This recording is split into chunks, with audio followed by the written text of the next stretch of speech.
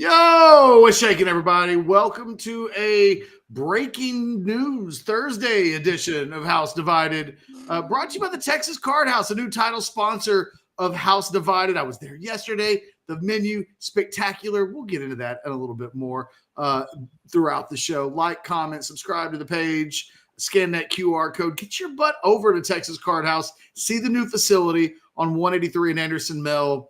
Go get lunch.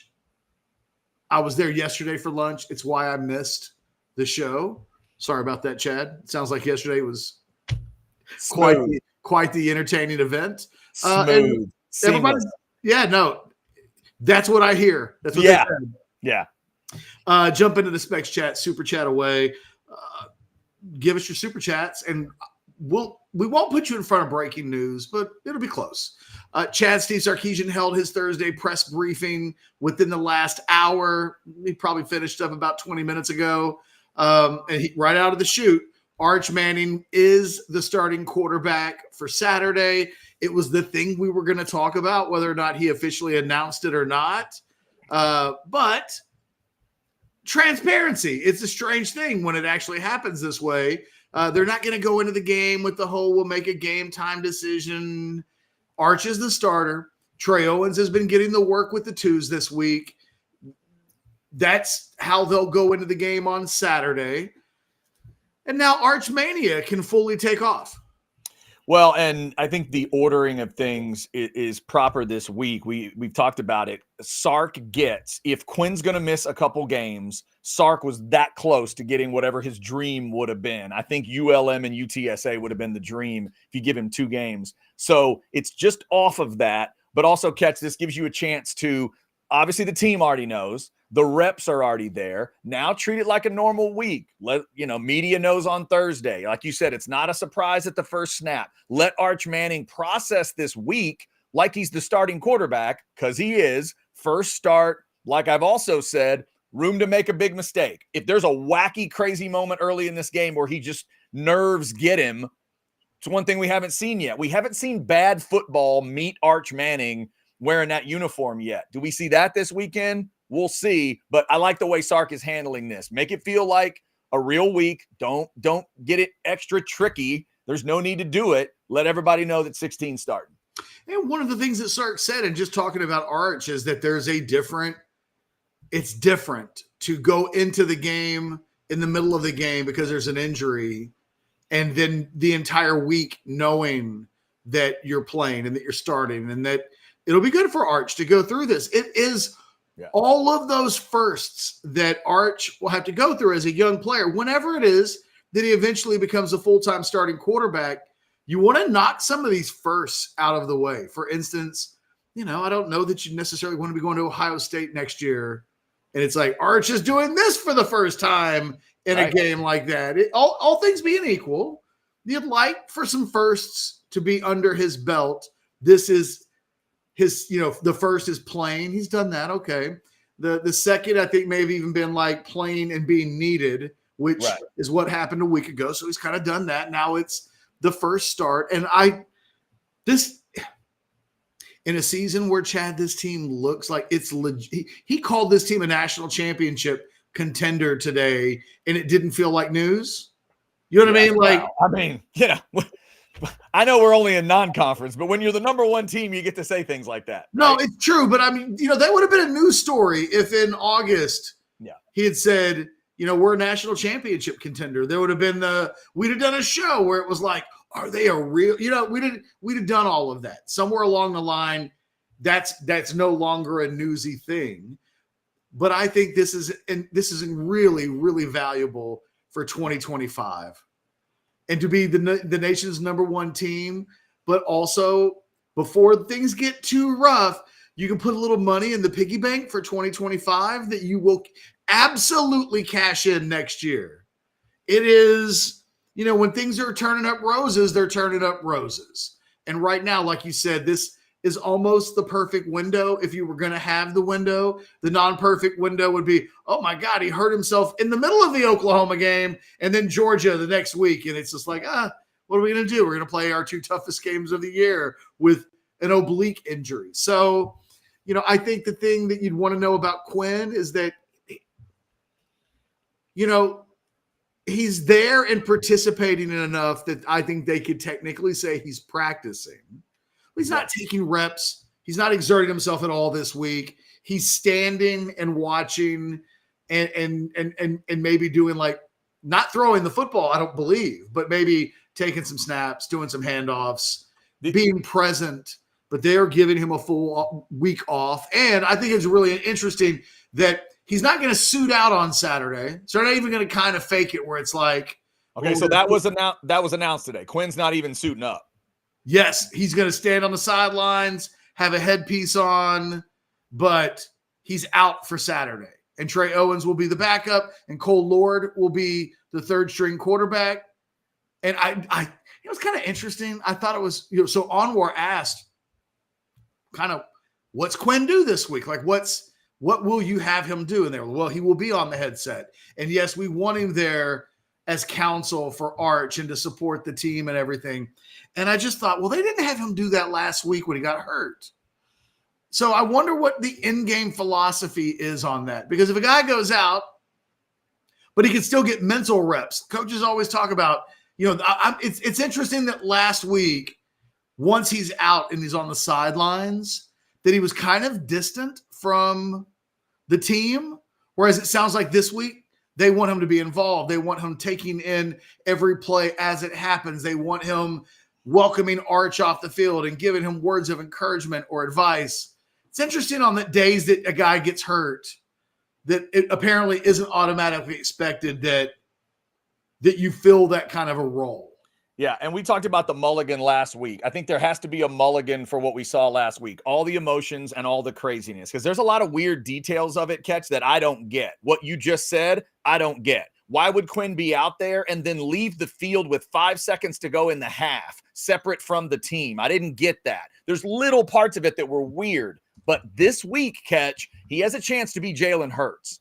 He has a chance to be Jalen Hurts at Alabama when he was supporting Tua and just being a badass leader. Now, that one's a little different, obviously, because of circumstances. But we did not see Quinn interacting with Arch. We saw that kind of flat face. Both these dudes have a flat resting face. So when things go wrong, they'll get accused of being mopey, being, I don't like his body language. People always say that. Well, both these guys, Arch and Quinn. Well, it can't be disputed that last week he wasn't with the team. He wasn't talking to Arch. He wasn't on the headset. That as he came out, he stood away. Right. So I can make an argument that this week you should have him nowhere near this team. One argument could be made that it's all going to be taken negatively. None of your reactions are going to be taken right. Let's just let you rehab away from it. Or you can do what they're going to do. Engage him, give him the opportunity to show his leadership, and then let's see what that looks like. I prefer the latter myself. I prefer the latter version because he is the quarterback of this football team, and it's a great chance to show some leadership. So we'll see what that looks like. No, look, and the other thing is you can't hide the excitement of we have now reached officially it's Arch. I think it changes everything about Saturday. Everything about the way that game is interpreted. In a way, the team will get a mulligan. They're the number one team in the country, but if anything bad happens this week, everybody knows they're without their starter. And yet I think they will be first on the marquee. Everybody on Saturday night will be watching and talking about what Arch Manning does. It makes for an interesting spectacle. I mean, you already were going to get that anyway because now Texas is the number one team. So their highlights get showed no matter who they play. You show the number one team. So, I'm fascinated to see what the storytelling for Saturday is. Is it just all Arch and then everything else gets sucked up by the archness of it all? Because I kind of think that's kind of what I'm expecting. Yeah, no, I think that's fair. And think about it this way, Catch, from the schedule. There are 3 ranked matchups on Saturday. 2 of them are in the 2:30 window, Michigan, USC, and Utah, Oklahoma State. The only other one is Tennessee, OU. Man, Tennessee OU catch. That's a massive game. First SEC game for the Sooners. That bad boy kicks at 6:30. What network, Chad? ABC. Texas plays on ESPN Plus at 7 o'clock. Catch, which game gets more eyeballs? It's going to be Tennessee and Oklahoma, but I don't think that game's going to be able to operate without the presence. Every time Arch does anything in that game, they will break in. They will say the number one team in America down in Austin is playing La Monroe, and here's Arch Manning. He threw a 20-yard pass. They punted, but here's his 20-yard pass on the drive. It's 0-0 first quarter. Like, they're going to constantly show Arch. Are we going to get – wait a minute. Are we going back to the summer of 98? Is this a Sammy Sosa or Mark McGuire at bat? We're breaking in. Barry Bonds is coming to the plate. Stop your lives. Here we go.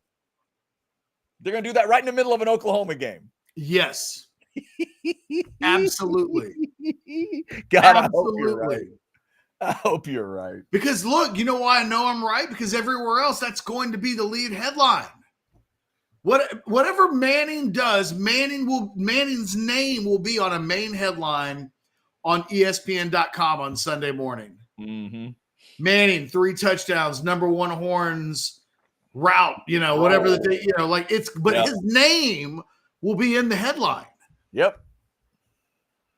Arch Madness is probably going to be in everybody, in like 80% of the headlines will probably have an Arch Madness. I've already heard that a couple different times. If y'all want to throw in a super chat, you can do so. We did get a couple good chats in at the beginning. Burton says this will be good for the future of the team. Arch will have plenty of experience under his belt before he leads Texas into Columbus for the first game of 2025. Kind of what Ketch was talking about earlier, Burton. You're absolutely right. And it is a great setup. I mean, it's a great setup. It's being orchestrated extremely well. And I also agree with what Alex sent in. He was clearly hurt. He didn't want to get bumped into. Alex, that's part of it. And again, the mulligan is real. Please don't take that as me criticizing Quinn. We said it in the postgame. You got to give him a break because of what just happened. Now with a week to process, I think we're going to see a leadership about number 3 come out. And the relationship between the two, Catch, has been discussed. Both of them have talked about it, that they are close, that they respect one another. And Sark this week said that Quinn is excited for Arch on some level because it's his first start. We'll see kind of how that plays out Saturday night. I always think that stuff is a little overblown. I think it's great to say it out loud. Oh, I know. Because it diffuses any discussion. But they're not so close that Arch and Quinn were together last weekend. But again, you got to give him Catch. You have to, don't you? We have to give him a mulligan for that.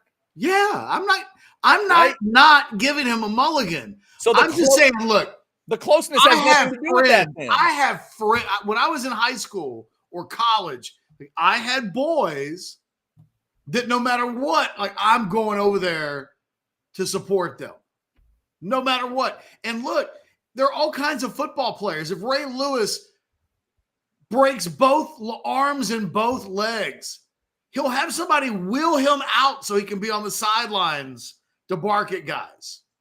The thing about being an injured guy when you come back, they kind of let you decide who you are that day, right? If you feel like you need to stand away because you're nervous about just getting bumped into or anything, just being in the way makes total sense. If Quinn last week had been like, I have to be on the bench when Arch comes off the field, they weren't going to tell him no. They'd go, okay. Now you get a mulligan, and it's why we're talking about this. Yeah. He's going to be so much more active. I'm just saying, if you're really close with somebody, I think, but just my opinion. Right. I only play a friend on YouTube. I have no real friends. So what would I know about being a friend? I'm just saying my instincts would tell me that I would want to be over there.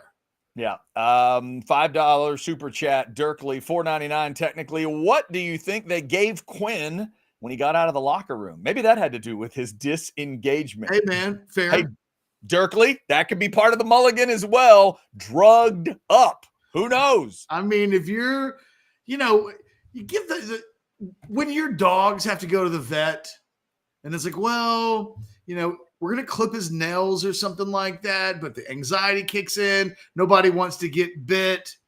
You give him a little something to take the edge off. Yeah. And then like 4 hours go by and you see your dog and their eyes are still like. Yeah. And we have the other thing we don't know, we all get lost in the TV broadcast sometimes. We don't know what's happening when that camera's not on them. But if anything happens, that's the thing with a situation like this. If it happens, they will show us. But behind the scenes catch in that locker room, we don't know what it was like. It may have been the very first thing that happened is those two interacted. About that. We're talking about the optics of what we saw. Right. I understand. But there's also, there's trying to make me a bad guy because I'm pointing out the obvious. No. I'm not making you a bad guy. I'm just saying. A Jedi mind trick right now. And you're like, Catch, quit talking bad about Quinn Ewers. Well, no, it's not what I'm doing. I'm just stating he didn't go over there. They aren't so tight that Quinn was like, hey, man, no matter what, I got to go over there and give my guy a dap. Like, they're just not. Like, there are levels to this. You can still be, like, good friends. You can still be teammates. Y'all can even still hang out. But, like, there's a level, and I think we understand what the level is. They're not that close. Well, and also it's also that situation of both of them were doing a job at that moment. Both of them were engaged in their work. The job that Quinn was doing was, I think our guy was right, was probably, hey man, you just took something. And look, that might be the alibi. We just gave you something. You're going to be a little loopy because that's how it works. And so, maybe stand off to the side because the last thing we need you to do is get caught up in traffic or hit or anything like that. So, like, the only way, they may have told him, like, the only way you can come out to watch. And if you're stand next to McConaughey. Yeah, right, exactly. And if you're a snarky fan and he does engage with Arch, you could say, oh, see, he's got to have the limelight. Can't let Arch have it. Can't let Arch be the guy, huh? He's still got to be a part of everything. I think there are more people who want to go, look how magnanimous he is. He's hurt, but he's over there supporting his backup. Like, that's a good guy. That's a great teammate. There's a lot more people who are ready to celebrate than there are, like, the assholiest of the assholes who were like, right, hates him, can't even let the guy have his moment after his big touchdown run without going onto the field and giving him a high five. Who does he think he is? Right. Now, to be fair, coming back out onto the field and watching the rest of the game, that does support Arch, doesn't it? It supports the whole team. Right? Okay. Just making sure. I'm just double checking. Did he high five him? What's that? Yes or no? Did he high five him? That we saw on the television broadcast? No, I didn't see. All of this is going to be on the television broadcast. Did we see this? Did he low five him? I didn't see it on the TV broadcast. I saw him half low five like a couple people that they showed. Did you see him low high five Arch? I did not. Did you see him? Did they show us him yelling over at Arch like, hey, Arch? He's throwing his neck. He's yelling so loud to get heard over the crowd. They never showed us that. Yeah. It's a lot of, because that's what you're going to feel like doing after you get injured and you're drugged up. You're going to start screaming at people. Well, that's going to be. You know how you have like bad drunks? They get angry drunks. There could be guys that come out of that and it's like, look, if you show roid rage, symptoms of roid rage, like sometimes the painkillers do that. Yeah. One thing I do like about this week, and if they handle it that way, it's the fact that, we're in the new era. It's an NFL style, right? Where the actual quarterback has the communication in his helmet, but then Quinn can too. Whatever, I guess they'll give him just a regular headset, right? Like you talked about earlier. So he gets to hear all that mental reps and all those type of things. He hasn't been able to watch a football game in that respect for a while. start to finish. He knows he's not going to be a part of it. Just stand back and sort of. I mean, not since last year, I mean, he gets hurt, right. Malik goes in, and Malik he's able to get the mental reps. But yeah, that's the last time. And then Malik, of course, isn't hearing the stuff in the helmet the way Arch will be. So Quinn has got to process that. I've even seen catch. Sometimes the backup quarterback will hold the helmet. Yeah. Like we'll hold a helmet that's got the speaker in it. So he's getting the realistic sound that the other quarterback is getting. So we'll just have to watch and see what Quinn does. But obviously, big all move. that does is remind me of Jameis Winston. Jameis could do that. Yeah. Do you remember when Jameis was out or he was suspended, but he showed up in full uniform? Oh, yes. And they had to send him back in. Mm-hmm. Oh, yeah. Oh, yeah. Yeah, that was good. Let me tell you what. You say what you want, Catch, about Jimbo and Jameis Winston at Florida State, but they ran a tight ship, brother. I mean, it was buttoned up is what they were doing. Oh, they literally had to take a guy from the pregame warmups and tell him, dude, can you go back inside? Can you just the locker and take that off? Right over there. Take your uniform off. What are you doing? We got an interesting super chat from Tracy. Tracy, 199. Will Saturday's game produce over 3.5 million views? Oh, God, no. Tracy, I don't know. I don't think it's possible, really. Well, I don't know what's a good ESPN Plus number. I don't even know. I've never seen one. Right? I don't even know what that means. So, Tracy, whatever the ESPN Plus record for anything is, I bet it breaks that. That would be the prediction. Will they get more viewers than Tennessee OU on ABC? Probably not, because it is a lot harder to find for so many people. But Catch, how many people are going to be signing up for ESPN Plus just this week and then canceling before their 7 days run out? Actually, be a real good ability to measure just how big is his wattage. Are we going to be getting numbers on Monday and Tuesday that 1.25 million people watched an ESPN Plus game, and it's the first time anybody's ever done 1 million? I don't know. I don't know. I can't think of anything that's ever been on ESPN Plus that rises to that level. ESPN Plus is where, the biggest thing on ESPN Plus consistently would be like UFC cards. When you do a UFC pay-per-view, that funnels through ESPN Plus. So whatever that buy is and whatever that watch is, that's it. And you'll get some soccer, but football, because they've got the German league and they've got the Spanish league. So there are times when they've got Bayern Munich or they've got Real Madrid or Barcelona. So but college football, I don't know.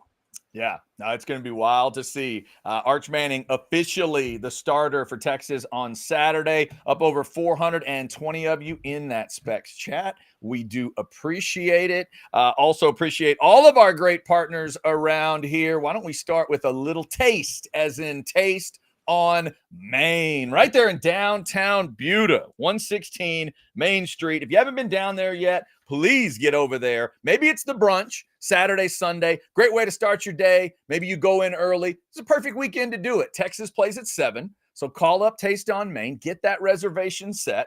10 to 3 is the Saturday and Sunday brunch. I've told you about the beignets, just the breakfast stuff. You want to go just your kind of general breakfast stuff, that is fantastic. My buddy is a Bloody Mary guy, and he could not stop raving about the Bloody Marys. It's every little detail. It's every layer of it. Remember, these are the same people that bring you Hayes City Store, Travis, Tamara, and the crew. But this is downtown Buda. It is a steakhouse with a casual environment. There is no stuffy dress code to worry about. And if you need a good whiskey drink, I recommend the Sam Elliott's Mustache. It is fantastic. Taste on Main right there in downtown Buda. Oh, so tasty. Texas getting ready for ULM, 7 o'clock. Again, ESPN Plus. Older folks, non-technological folks, you've got a couple days left now to get your ESPN Plus figured out, or just call a friend. You've got that friend with an ESPN Plus account.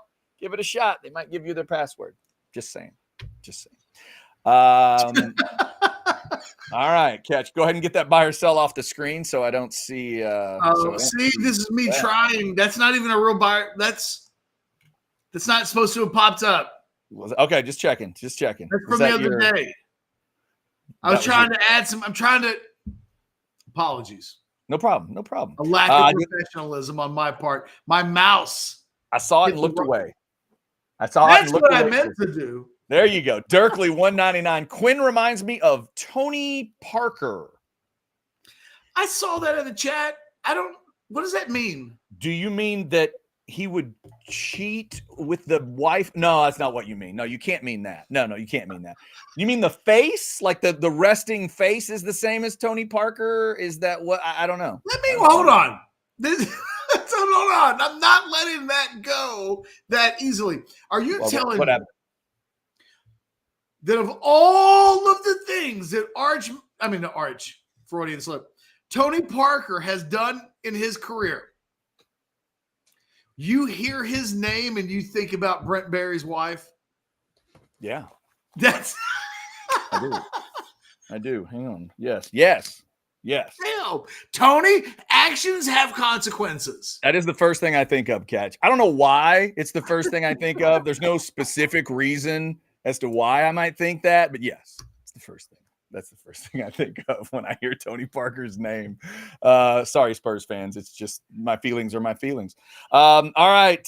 Thank you for that super chat. If you want to give us another super chat, it will go right to the top of the list. Arch Manning is starting. Catch, let me ask you the question I threw out to the outsiders last night.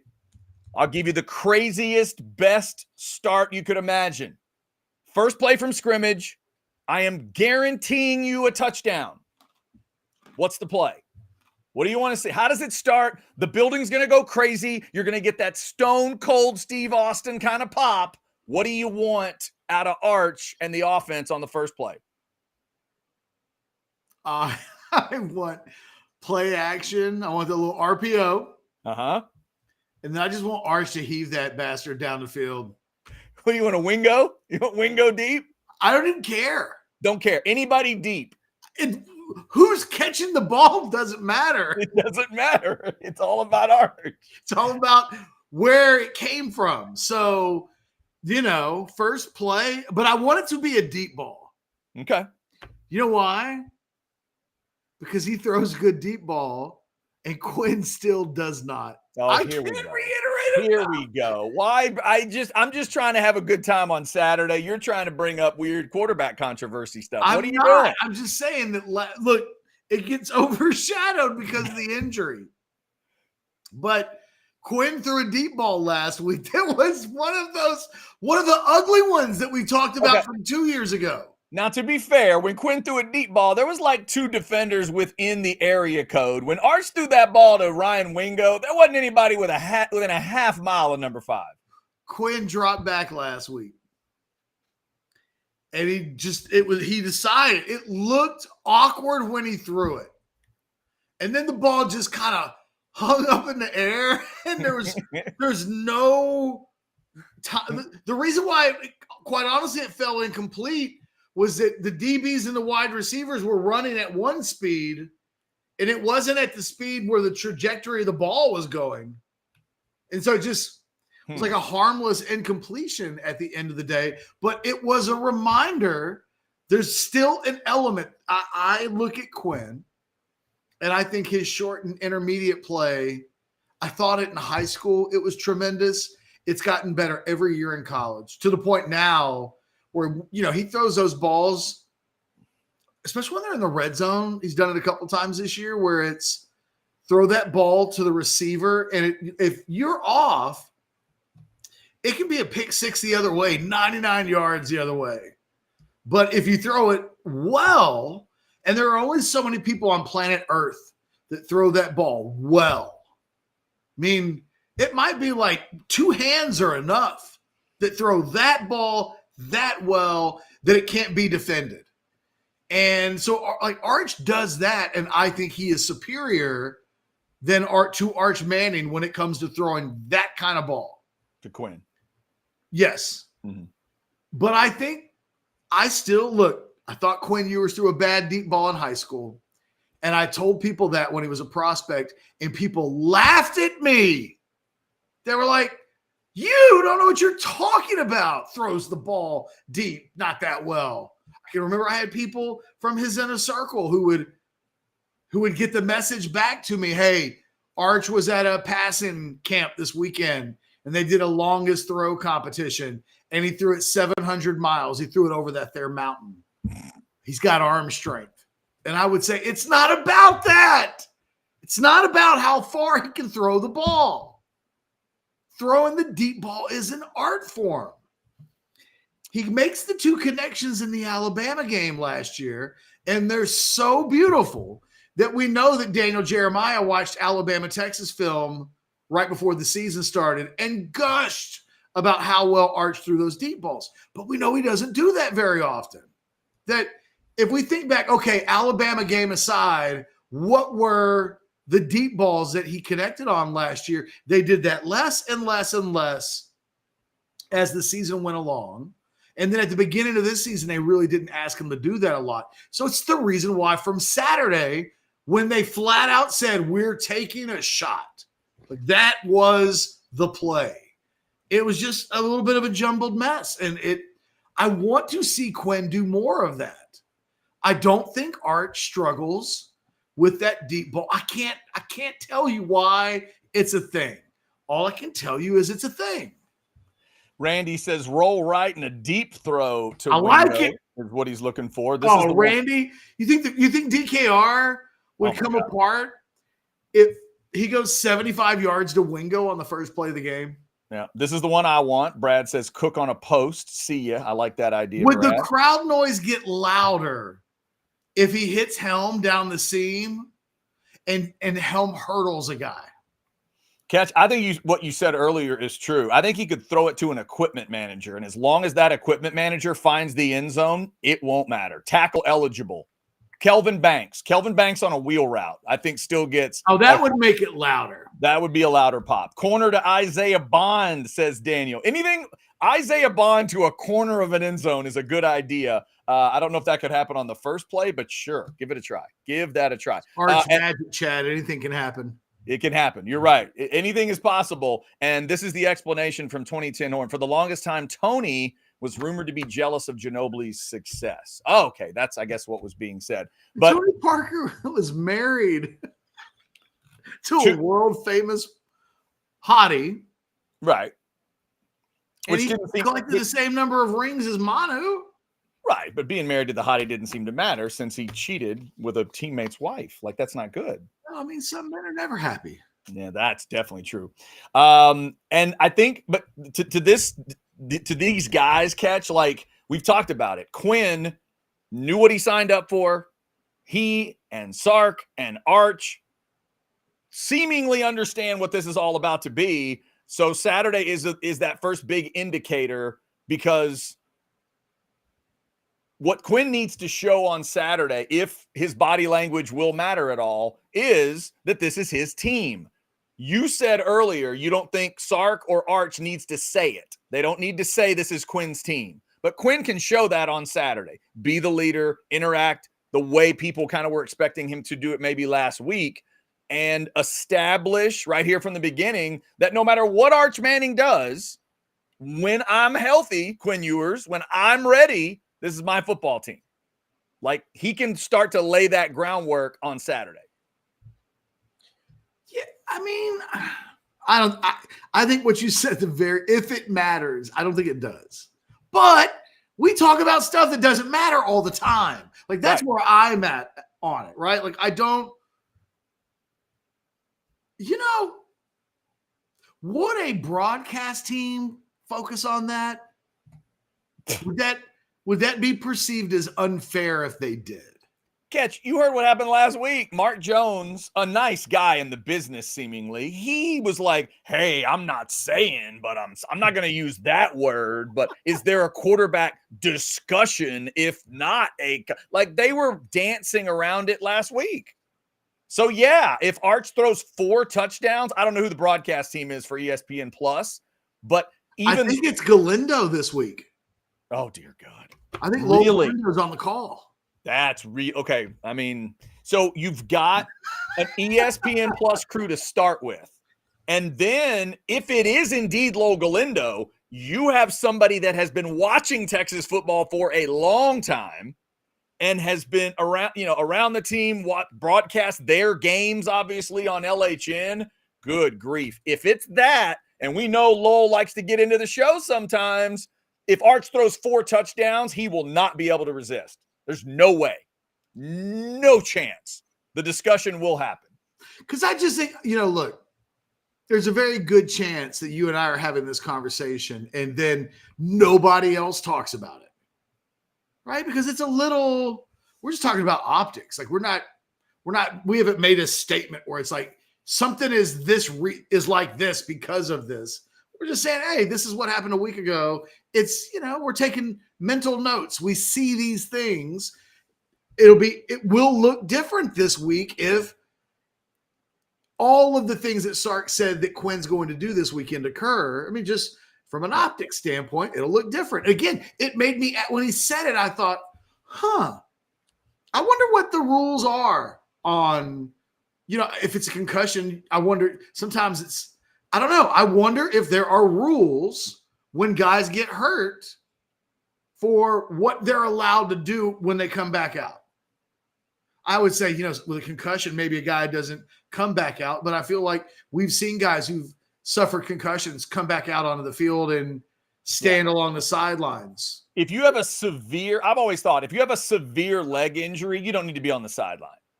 Like if you severely hurt your leg to where you can't stand up, we don't need you to stand up, and we certainly don't need you to get caught up in something on the sideline. But I feel like we've seen guys on crutches before. Right. Those are the ones that I always see it and I go, ew, I don't think I'd have him out there. Like you just maybe have an ACL or you got whatever it is, you're on crutches and you can't move right.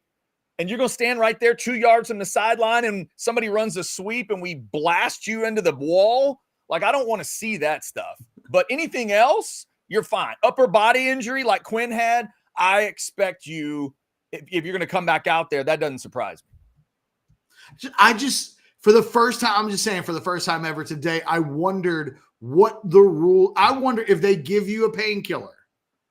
Does that change the protocol for how you're then allowed to interact?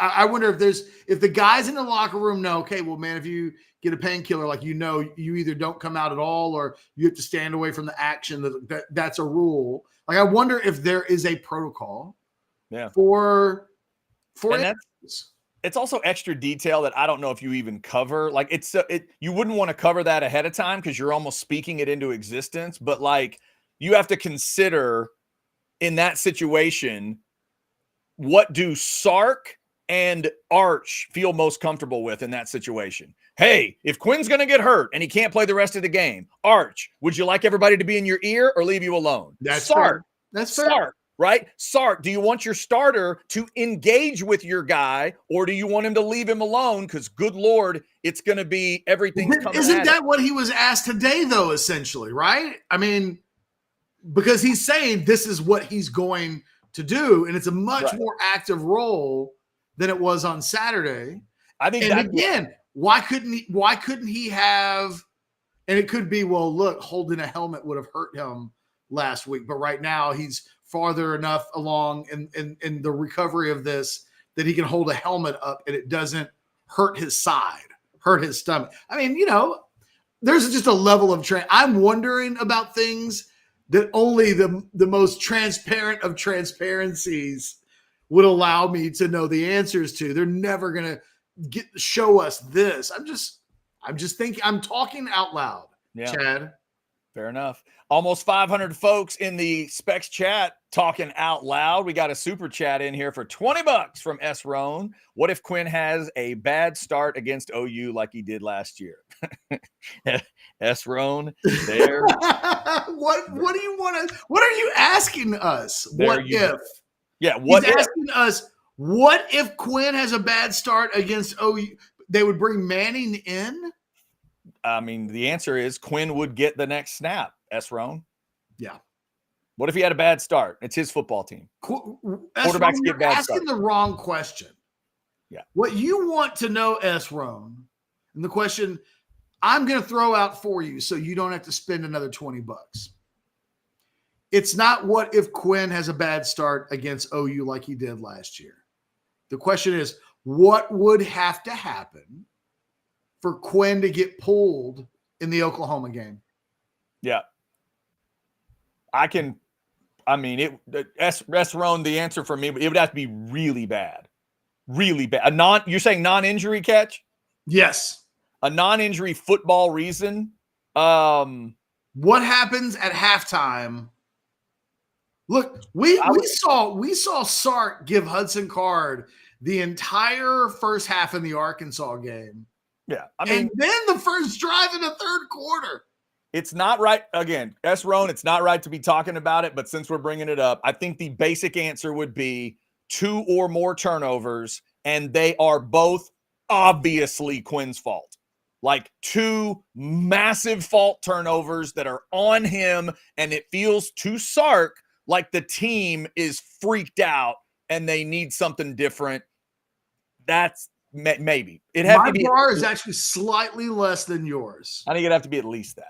It's third quarter, down by multiple scores, and the offense just isn't doing anything.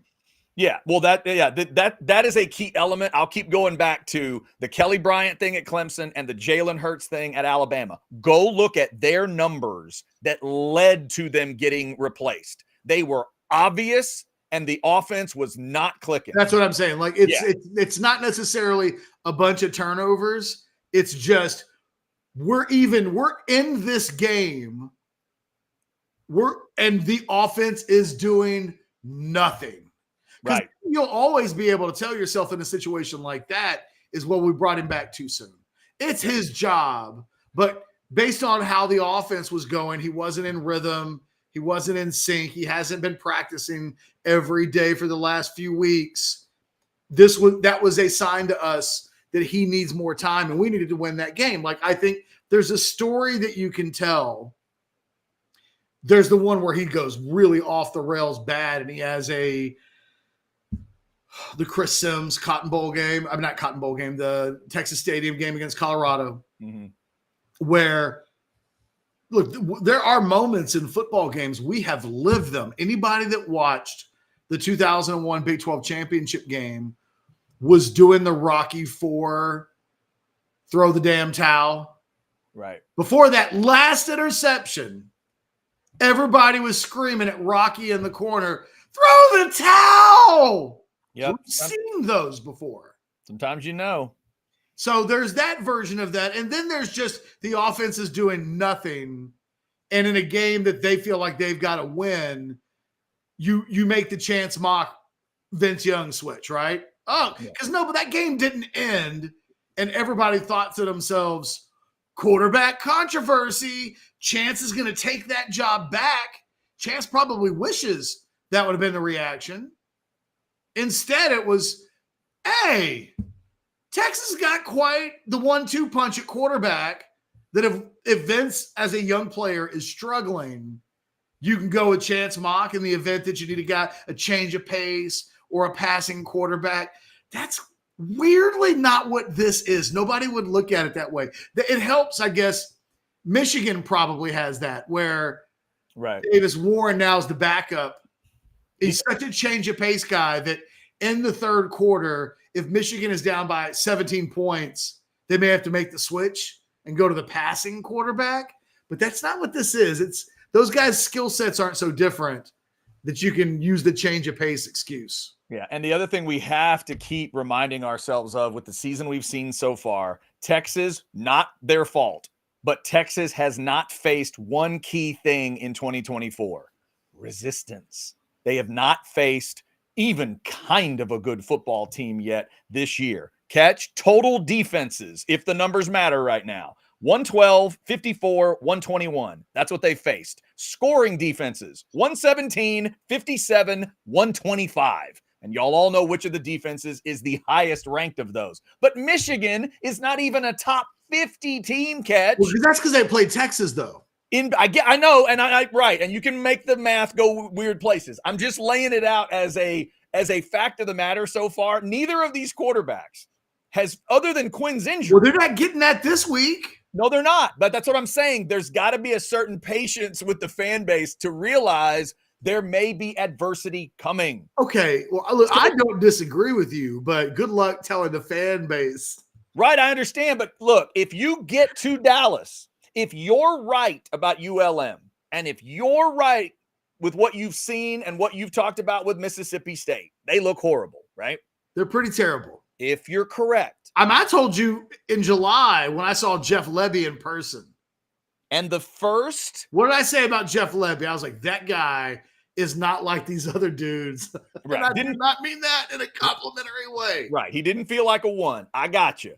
If the very first football adversity you face in a season is in Dallas, in that game where everything gets blown out of proportion, the patience of the fan base and Sark and the coaches and the players is going to be paramount, because it may be the first kind of football game you play all year long. And what is that, game 6? But that may be the case. So we have to understand doesn't go that way every year, but in 12 months ago, we wouldn't have thought that, they play Michigan week 2. There's no way we don't really see some resistance. It's just, you're not wrong. I just don't even know what to say about it, because look, I was talking a week ago, my concern before the Ewers injury. I go, they'll play UTSA and the starters will get 2.5 quarters. They'll play La Monroe. They'll play 2.5 quarters. They'll play Mississippi State. They'll play 3 quarters. They didn't get the resistance in the Michigan game. They will go into Oklahoma, and maybe that's not the Lions' den this year. So they will go into potentially Georgia. Although we think Oklahoma will put up some resistance, but they'll go into each of those games where more than a month will have transpired since they've been asked going into a game. 60 minutes, guys. 60 minutes. So I do, even a week ago, I was like, we'll get to those games. And then in the fourth quarter, we'll know that most of the Texas players this year that would be playing in those fourth quarters have not done that this year. That, say what you want to about Alabama, but the South Florida game, the way that it went meant that Jalen Milroe was playing into the fourth quarter. There will be a moment when Texas this year has to play in the fourth quarter, and they won't have muscle memory from that of experiences. If Georgia's a fourth quarter game, that might be the first fourth quarter game that Texas plays all year. And so, will their bodies be ready? Will they fade? Will we watch a game if they haven't played a fourth quarter game? Is a big talking point afterwards. Texas faded fourth quarter. That was 21-21. And the next thing you know, Georgia scores 21 unanswered, and Texas looked like a team that in the fourth quarter kind of gave way. And we'll go, well, they didn't play any fourth quarters. It kind of makes sense. Like, there are all of these little bitty traps. I think we can still come up with traps. That's the one thing. Sure. We're at the point with this team where almost all you can do is talk about the traps.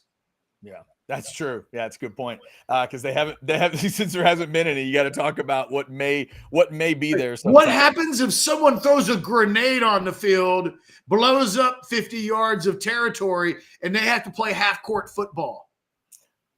It's like, oh, I don't know. I hadn't thought about that. Like you have to start doing these things where it's a little extreme. It's like, what if in 7 weeks they haven't played anybody, and it's like, they haven't played a good starting quarterback. What happens when they play one? I mean, it's fair. Yeah. Right now, this schedule, they haven't played a good quarterback yet.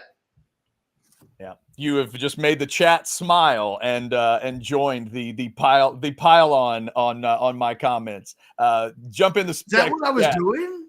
No, trust me, some of them will enjoy that you just did that. Over 560 folks in that Specs chat. I feel like I co-signed on your point. It was, and maybe that too. We will get to more of the chats. If you want to throw us a super chat, we can do that. Ketch, why don't you tell them about My Perfect Franchise? maybe unlike my comment about the season, Andy can help him be perfect. No. Erroneous. Okay. All right. Bad transition. Tell him about Andy. I'll tell you what, Andy's not a fool like me. No, he's serious. He's serious about helping make a life change for you. Are you unhappy? Just in general, like he and I were talking on the phone recently. It was like, man, do you just not like working for the people that you work for? And it's like, something's got to change in order for that to change. What is it that happens in your life that creates the change needed to make better things happen? Andy can be a little bit of a solution maker in that area. If it's about creating a portfolio, diversifying your portfolio, it's about finding franchises that fit your makeup, right? It's almost like doing a diagnostics check on you and then coming away with a report. It's like, this is what this person would best be directed towards. I mean, he's going to help you find your new lot in life. You got to email him, you got to call him, you got to text him. There are ways to do that. They're on the screen right now. 404-973-9901. Like, you can read, right? It's right there. Or Andy at myperfectfranchise.net. The bottom line is he can help lead you to a new path. And with a new path, maybe a new life. But you can't do that sitting on your butt, thinking about it, not doing it. Reach out today and see if we can get this party started. myperfectfranchise.net. There you have it. The chat is rolling. By the way, to Sandman, I apologize if it didn't feel like this. Let us be happy, Chadwick. Sandman, that is all I've been telling you to do for the last couple of weeks. That certainly is not what I was trying to do, is like defend the virtue of happiness. Yeah, Sandman, I don't think there's ever, maybe not has ever been a time, but my God, I keep saying it. What a time to be a Texas football fan. Sit back, enjoy it, soak it up. And you get to see Arch's first start this weekend. And it feels like your current coach, starting quarterback, and backup quarterback are about to lay a specific foundation, the likes of which college football may have never seen. Hey, Chad, top headline. I just went to ESPN.com because I was trying to put together a buy or sell question for you. And I was checking something on their website. Uh-huh. Top headline, ESPN.com. Horns Manning to get first start as Ewers recovers. Top headline. There it is. That's it. It's gonna be a big deal. CJ Stroud. Yeah. You're the second headline. Jay Bevo Horn says, so 1 week Chad said we need to give Michigan respect. Another week Texas hasn't played anyone. I don't know if that's exactly what I said, Jay Bevo Horn. I did think Michigan needed some respect. In the end, I was wrong because they weren't as good as I thought they were. And Texas hasn't played anyone. I don't think that's exactly what I said. I said they haven't played a really good football team. There hasn't been a lot of resistance. I think we could understand that. They haven't trailed. They've whipped the opponents. And neither of these quarterbacks, outside of the Quinn injury, has looked even kind of off. Like even kind of a bad day. Like everything is just rolling. Maybe it keeps rolling, but just to the discussion we were having about crowd reaction to stuff and what happens if this, and again, it was one of the chatters kind of brought up the idea of, well, what if this happens? Then what? That's where we kind of went down that road. All right, if y'all want to jump in and throw us a super chat, please do so. We love having you guys there. Sandman, we love you. Chadford. I've never been called that. Thank you for clarifying. Are there people named Chad? What was that again? Chadford. I've never heard. No. Chadwick I would get. Right. The Chadwick thing. My parents didn't name me anything extra. My name is just Chad, but I had a friend when I was little that was a Chadwick. No, he was a Chad Lee. So I've heard of Chad Lee. I've heard of Chadwick, but Chadford I've never heard of as a now real you name. have. Yeah, no, now it's there. It's good. It's fantastic. All right. So if y'all want to throw something in, please do so. Texas. Now, catch as of this moment, have we seen any Texas player stuff pop up on Prize Picks? Or is it? It's a good question. Let me log in and see. I was on with it as of an hour ago. The answer was no. And I was wondering if they were.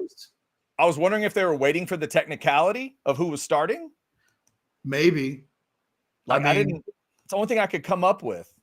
But I they also didn't have still no Arch, and still no Texas entries. I would imagine, that'll be done this time tomorrow for certain. Yeah, I didn't see anything state of Texas either. I didn't see Aggie stuff, anything. Texas Tech. I put in the word Texas and nothing popped up. So they just haven't gotten around to the state yet, I guess. Very strange. All right. It is House Divided on a Thursday. Buy or Sell is coming up here in just a little bit. Also, thanks to Specs for sponsoring the chat. They've got a whiskey sale going on. Here's some bottles for you. Specs for our whiskey sale and enjoy the lowest prices on Texas' largest selection of whiskey. But hurry, these deals won't last long. Specs, cheers to savings. By the way, thank you to Chad for asking this question. Is Brian Jones still slated for 120? Chad, it is not going to be today. Brian is traveling. He and the CBS crew are headed to, the big CBS 2:30 game, right? Like your grandpa used to watch, is USC at Michigan. They're headed to the big house. So Brian said he's going to try to find space for us tomorrow. So he thinks there might be a break in their schedule tomorrow during the show. So Brian will not be today, but thank you for asking. So we'll try to get that in tomorrow. USC and Michigan is the 2:30 CBS game. So watch that one in its entirety, and then you'll funnel right into the Texas game. And obviously, 2-minute warning of the fourth quarter. We will crank it up right here on Orange Bloods Live with the post-game show. Hey, Chadford. I've got 5 questions in Buy or Sell ready to go. I'm pretty proud of myself. All right. You ready to roll? Me revealing, I guess none of the questions were revealed because the one that popped up was an old one. Here's the thing. I start getting confident, and then it turns out you'll see old questions. Like, I don't know. We'll see. Yeah. I'm looking at 5 questions. I hope when I put them on the screen, they're not from Monday. Fair enough. All right. Then there's only one question. Before we do Buy or Sell, would you like to see the brand new AV consultation spot, or would you like to save it till after Buy or Sell? Well, I'm going to say let's see it now. I kind of want to just hear, what he says about anybody's wives. All right, let's do it. AV consultations. If you need a new setup, this is the place. Hi, this is Tom McKay with Audiovisual Consultations. And Camilla McKay. Kid, what time is it? Old man, it's back to sports time. The hockey and football seasons are upon us. And baseball is winding down to the best part. And what about basketball season? I'm 5'2". Who the hell cares about basketball? Yeah, we're talking about watching, not playing. And in that case, you've got everyone covered, right? That's right. Audiovisual Consultations has been providing awesome systems and service throughout Texas for over 30 years. Installing home entertainment systems and livening up restaurants with incredible audio and video systems. We're talking multi-screen video walls. And home entertainment that puts you in the best seat in the stadium. Just give us a call at 512-255-8678. Hey, aren't you forgetting something?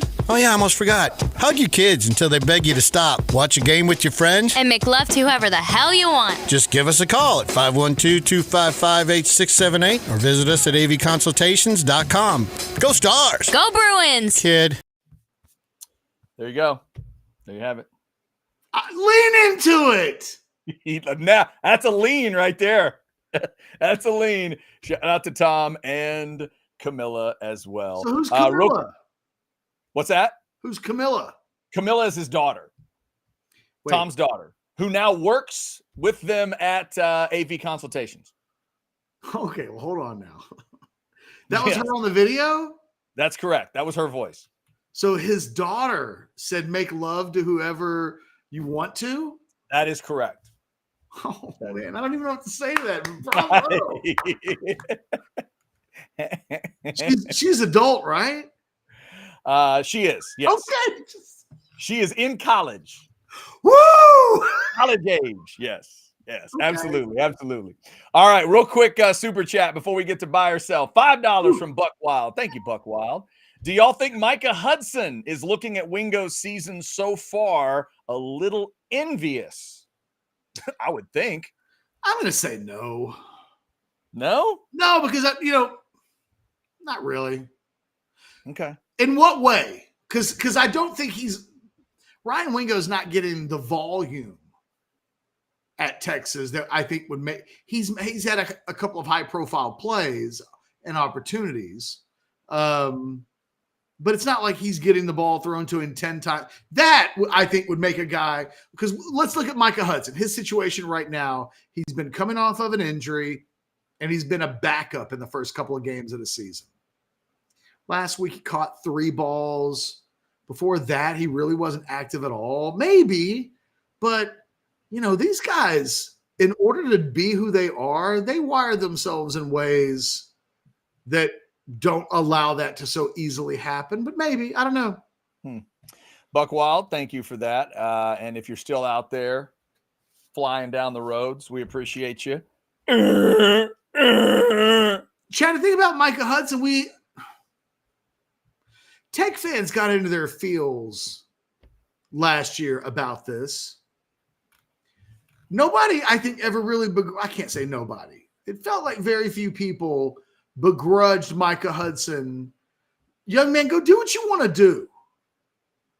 But in this case, the doing what you wanted to do, we all were going to talk about out loud was like, you're going to go play for Tech, because what is Tech going to be? Are they going to be a front-of-the-line Big 12 team? Does it really feel like that's who Texas Tech is? That it's like, they're the new leaders of the Big. No, they're a run-of-the-mill, run-of-the-pack Big 12 team. They're a mediocre Big 12 program. There's not really anything significant about them beyond that. So he's getting what he signed up for, Chad. What could he have? My freshman year, I'm going to go to Tech, and we're going to be top 15 in the first 3 games. No. Yeah, that's true. He knew what he was getting into. He was buying into playing for somebody who doesn't matter. By the way, Catch, I will not acknowledge this by reading it, but we need to probably just have it on the screen. Jay Bevo Horn. I'll just take a sip of water. Oh, come on, Jay Bevo. The thing is, Jay Bevo, put it back up there, Chad. Put it back up there, because I want Jay Bevo. Making love to whoever you want. Chad and your sheep are good to go. Jay Bevo, it's not that you're wrong, okay? It's that you're kind of an a-hole for saying it out loud. You're not wrong. It's just that did Chad need to really have the sheep thing called out today? Hey, again, you know what? Just like Quinn Ewers, I know what I signed up for. All right, Catch, you want to go first or second with buy or sell? I'm still thinking about making love to whoever you want to. Okay. So that means I go first? I don't know what it means, Chad. You can go first. I'm ready either way. Okay. I just know that now I want to go into I want to go in. Now I want to go in and look at some TVs. Yeah, exactly. All right, how about this? Buy or sell number 1. Arch 4+ touchdown passes against ULM. See, now that's sell. I'm going to go 3. Oh, okay.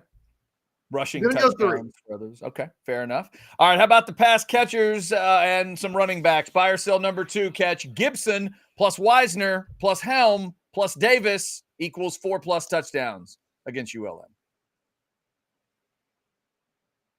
2 running backs and 2 tight ends, sell. Okay. Just sell. They won't. Yeah, no, sell. All right. Buy or sell number 3, Catch. The desperation of an 0-2 NFL team will land on the Cowboys Sunday. Ravens win.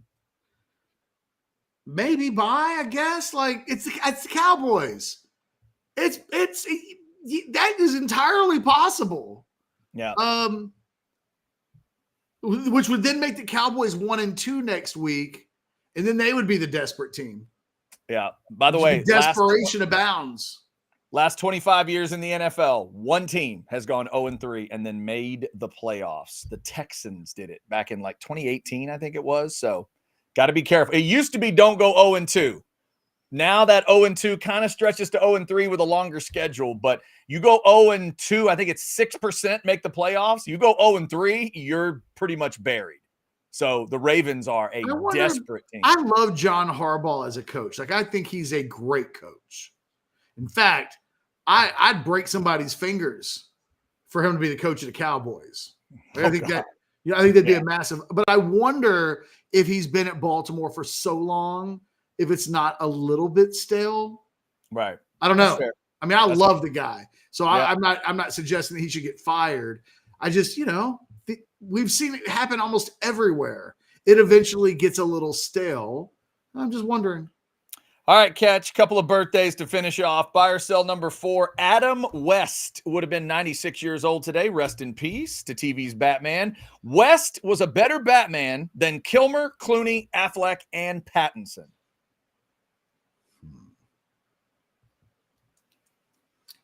I think Adam West was overrated. So I'm going to say sell. Okay. Give me young Pattinson. I did get through that movie. It was good. Yes.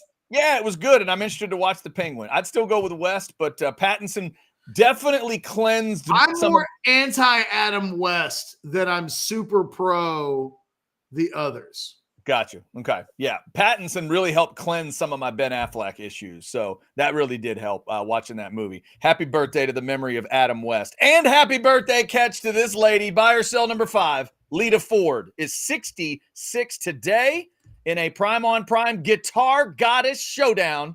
Lita, hotter than Bonnie Raitt. All right. Well, hold on. I need to see Lita like in her prime. Prime on Prime. I would suggest the Kiss Me Deadly video, but others might go to a different place. I think Kiss Me Deadly was probably as Lita as Lita got. Yeah, she's in her prime. The knee slide on the ice. Come on now. I'm looking at her right now in some chaps. Mm-hmm. And her bikini body. Uh-huh. And just playing. It's a buy. Yeah. There you go. Okay. In her prime. I thought initially I would sell that because Bonnie was quite a hottie back in the day. Oh, yeah. But, yeah, I'll go Lita. I think it's a pretty good battle there. 2 great guitar players, too. Happy birthday to Lita Ford today. All right, Catch, that's my buy or sell. What do you got? No, hold on. Now I feel like I'm cheating Bonnie. Now you're looking up Bonnie Raitt. I just feel like I really thought I got that right. I got that right. Okay. I thought you were going. I thought you might go Bonnie Raitt for a second there. I really did. Now, who would I want to hang out with for a full, a long 72-hour weekend? Maybe Bonnie. That might be Bonnie. Yeah. Yeah. Depends on what you want to do with your weekend. It really might, Chad. Yeah. Buy or sell number 1, Arch Manning will make a big mistake on Saturday. Arch Manning will make a big mistake on Saturday. Fumble, an interception, something that constitutes. It's probably a turnover, I guess. Yeah, I'll be the one to buy. Somebody's got to kind of throw this stuff out there just in case. But yeah, let's buy. I think I think it's room to make a big mistake. I do think there's early a tip ball, a pick. Things don't quite go perfectly. I think we're going to see some of that in the game. So I'll buy. Buy or sell number 2.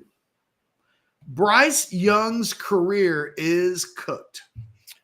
Sell. I think at this moment, they're letting Bryce Young take a breath and step back. They're not going to turn over an NFL team long-term to Andy Dalton today. It's a young head coach, and he wants to let Bryce Young, I think, maybe take a breath. I'm not going to say it's absolutely over. We've seen enough guys kind of survive. I mean, hell, Sam Darnold's undefeated right now. So I'm going to say the career's not quite done, although you better turn around a 2-16 record really quickly.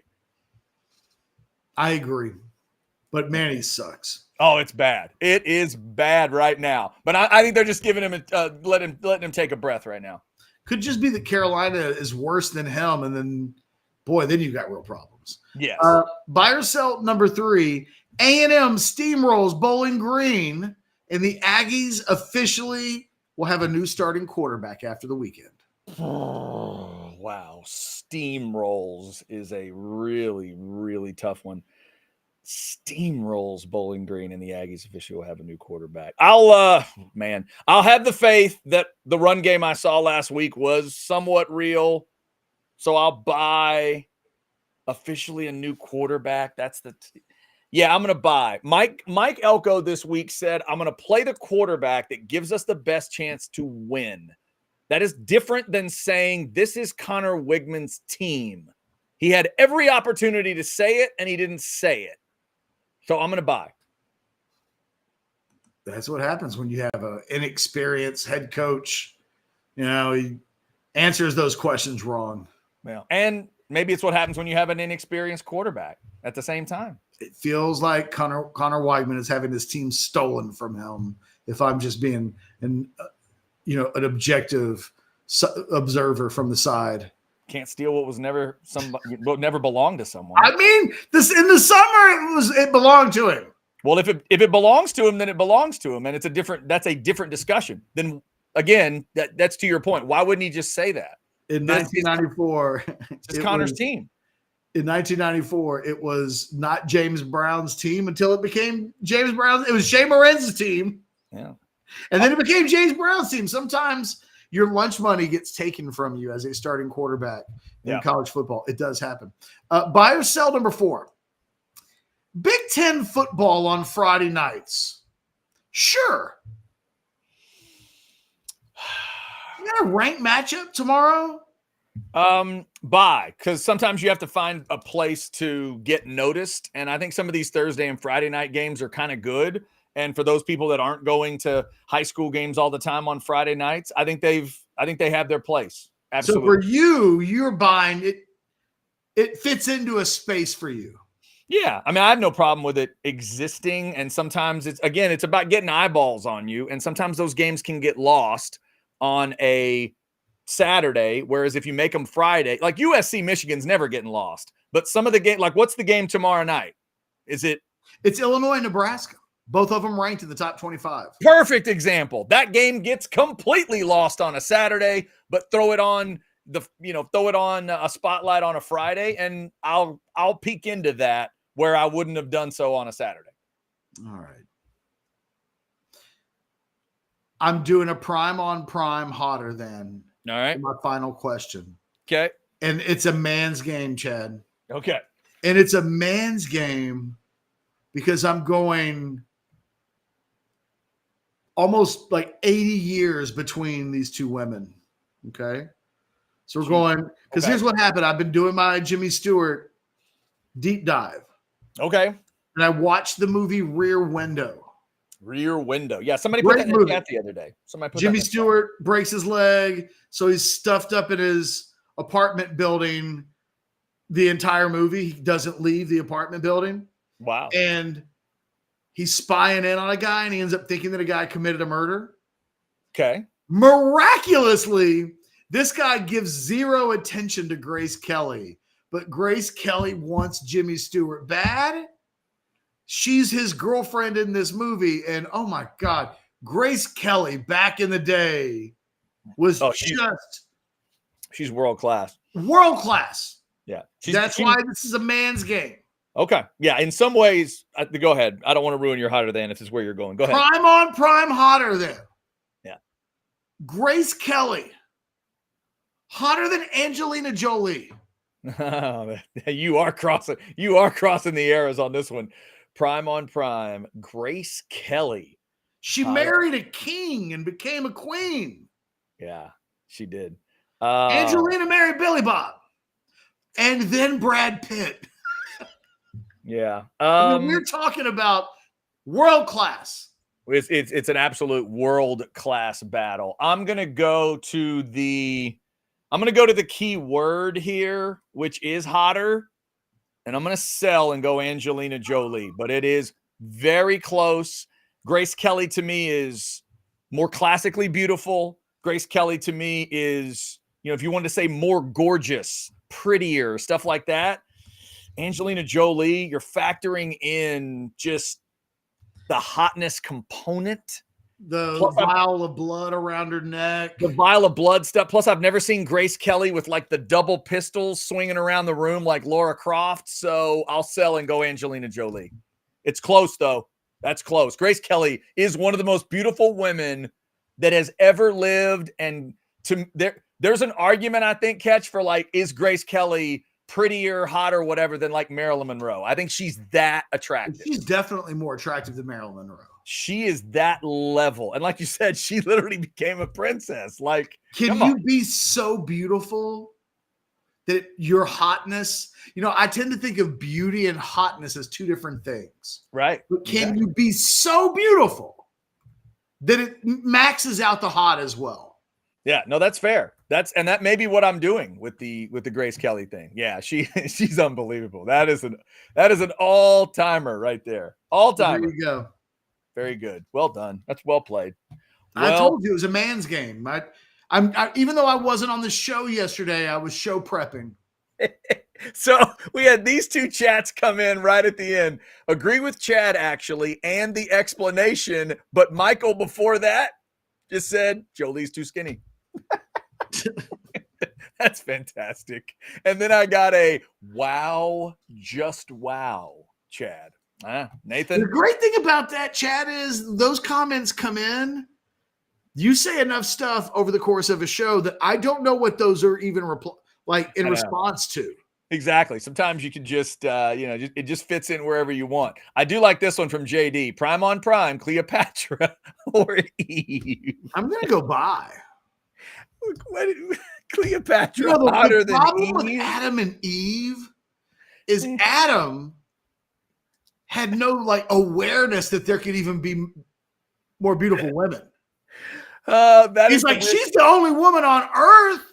So I got to do whatever I got to do. Whereas that is the weirdest thought. Hey, Adam, hotter than Eve or, oh, never mind. Exactly. Never mind. What do you mean hotter than? There's one. What if Eve had a sister? And then it was like, well, you're a bad girl. I kind of like your sister more. You and I your mom, You and I would have been thrown out of Sunday school having this conversation. It would not have gone well. It would not have gone well. Jose sent us a $4.99 super chat. Off topic, but it's the 1:00 hour, so that's what we do. Kind of off topic, but is Smokey and the Bandit one of the purest American movies of all time? Also, top 2 to 3 lines in the movie. All right, let's handle this first part first. Catch, one of the purest American movies of all time? There's the answer to this is it falls into a category of purest. This movie's not German. No. This movie's not the UK. It's not like the Germans got nothing to do with it. They don't make this movie about the Autobahn.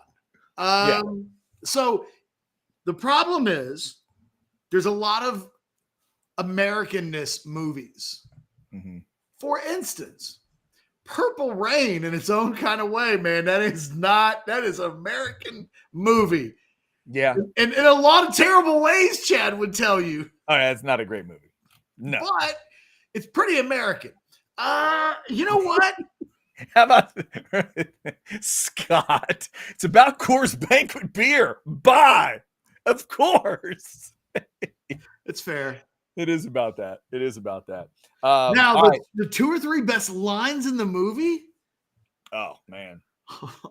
For me, there's no way you could come from my loins. When I get home, I'm going to punch your mom in the mouth. That's got to be in there. No way. Yeah, that you could come from my loins. When I get home, the first thing I'm going to do is punch your mama right in the mouth. That is the best line in the movie. That's incredible. And then I am a particular fan, Catch, of the restaurant scene. The only time really in the movie where Justice and the Bandit are in a room together.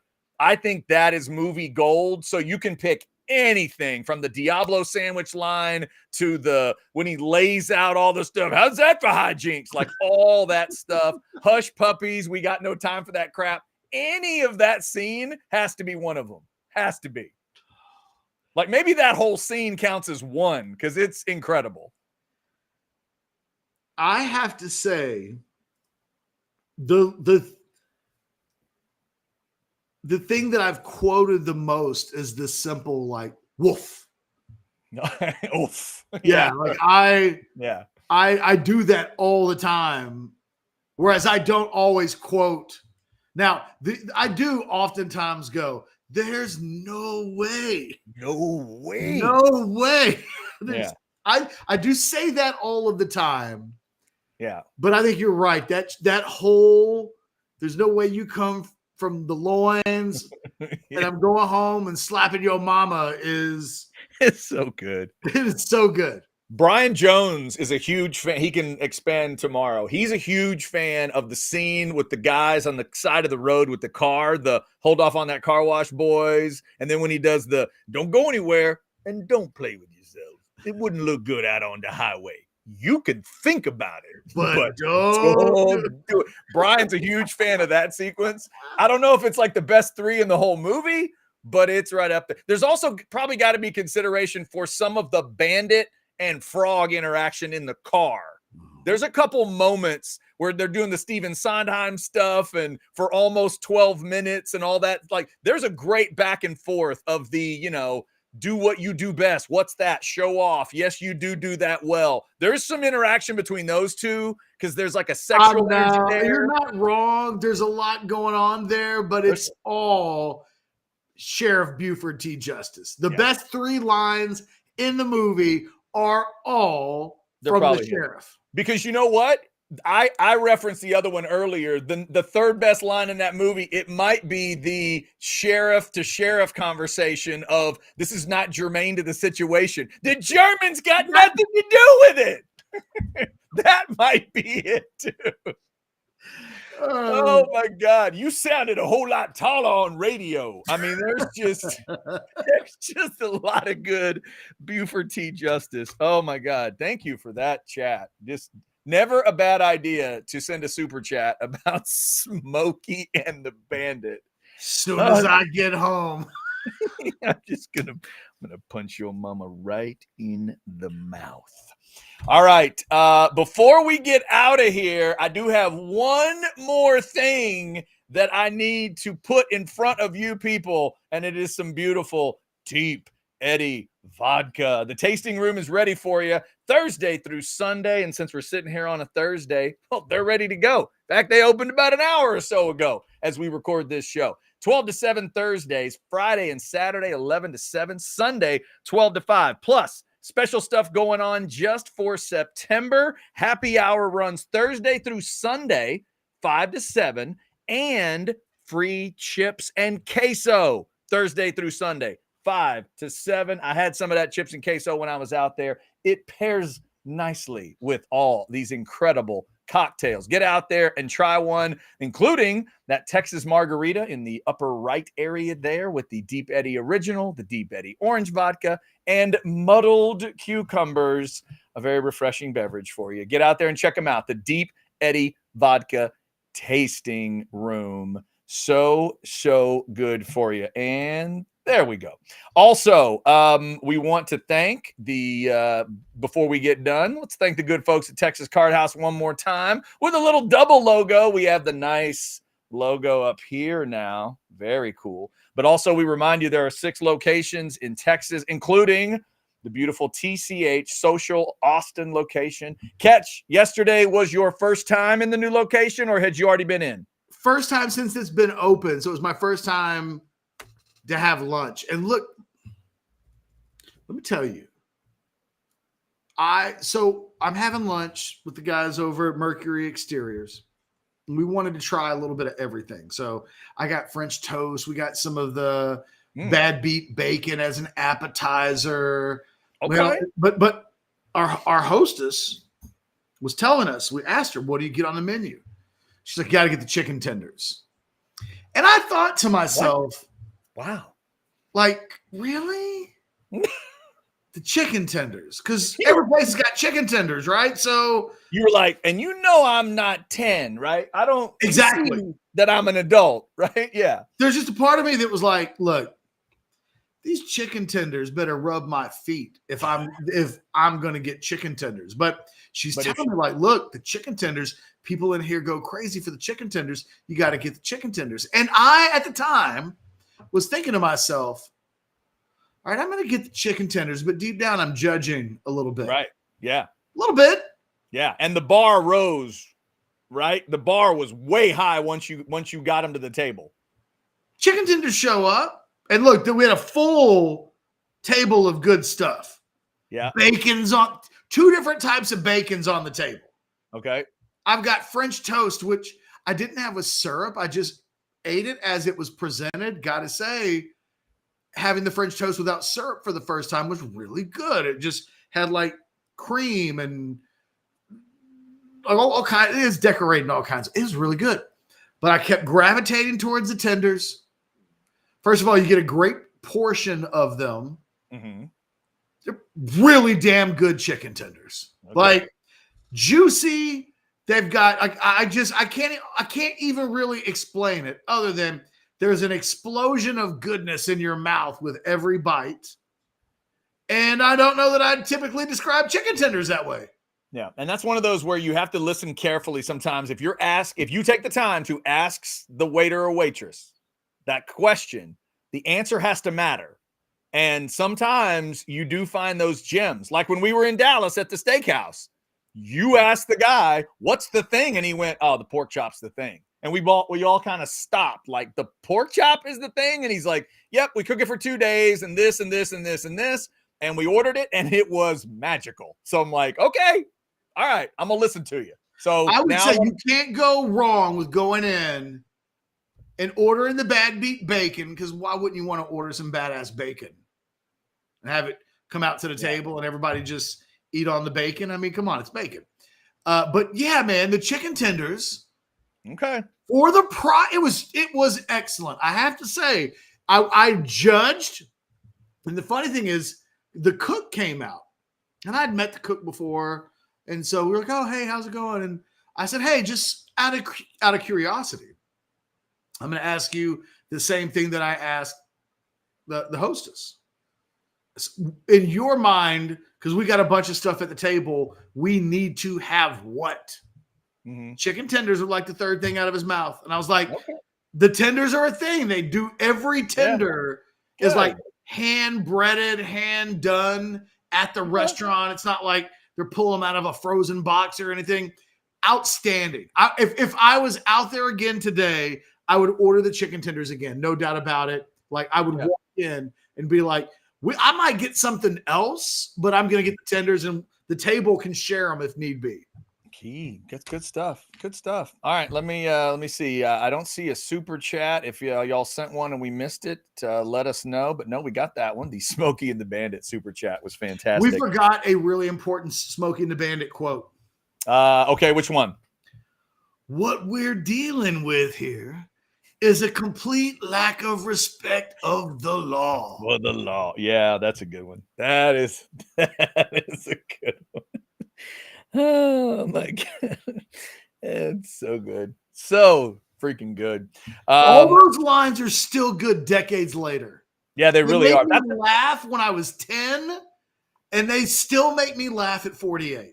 It's an extremely rewatchable movie. My wife and I love it. We quote it all the time. And like, I'm a Jackie Gleason guy anyway, but it's so good. Like it is so, and catch my number one movie of all time, maybe, for not watching on cable. Like edited Smokey and the Bandit pisses me off more than edited Beverly Hills Cop, more than edited, what's the other one that drives me nuts? Oh, like edited Ocean's 11, even a movie like that that's got little swearing in it. When you take them out, it drives me nuts. But nothing pisses me off more than overdubbed bad Buford T. Justice non-swear. It's the worst thing ever to hear him say like crumb bum instead of some bitch. You're like, oh my God, did he just scream crumb bum? And it sounds awful. I'll get you, you crumb bum. It's like, oh, come on. I'm not doing that. We're not doing that. I can't do it. Can I also say low key that every time Junior says daddy, it makes me laugh. Yeah. Daddy, my hat, daddy. Shut I up. lost my hat, daddy. Go back and get it. Oh. It's a football game, daddy. You stay and watch the game. I'm going back. Okay, I'm good, Chad. We can officially sign off. Oh, my Lord. My Lord. All right. Thank you for liking and subscribing and getting your notifications. We do appreciate it. One quick thing, Catch, before we get out of here. Just a quick thought. You won't need more than this. Oklahoma, Tennessee.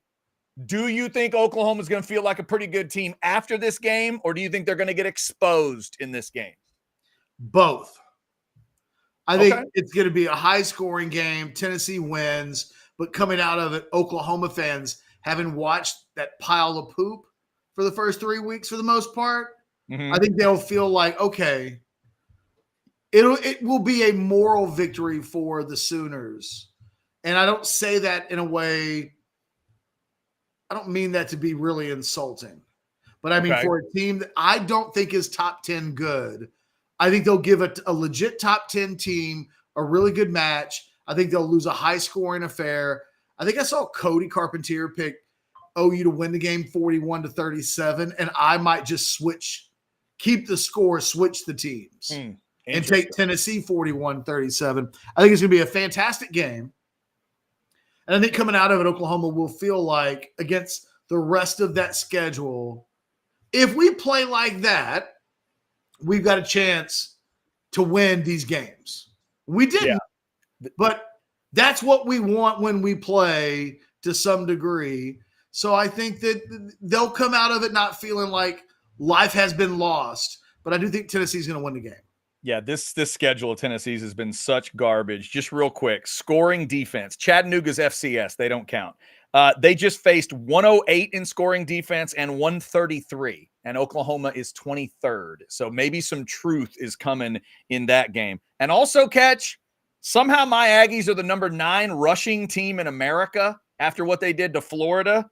Bowling Green is 120th against the run.